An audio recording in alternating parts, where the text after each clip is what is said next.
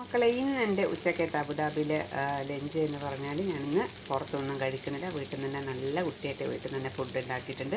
നല്ല ചെമ്മീൻ, നല്ല വലിയ ചെമ്മീൻ കിട്ടിയിട്ടുണ്ടായിരുന്നു.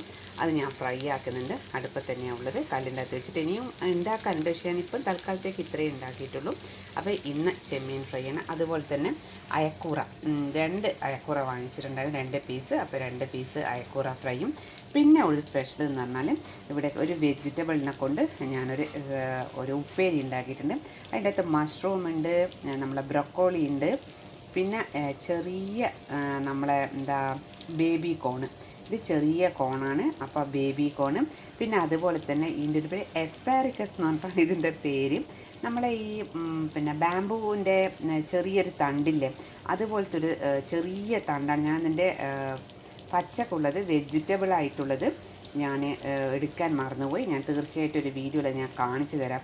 ഇനി അടുത്തൊരു വീഡിയോ ഇടുമ്പോൾ നല്ല ടേസ്റ്റാണ് ഇത് ഉപ്പേരി ഉണ്ടാക്കിയാൽ. ഇതാണ് ഞാൻ ഇന്നത്തേത്. പിന്നെ അതുപോലെ തന്നെ സാമ്പാറുണ്ട്.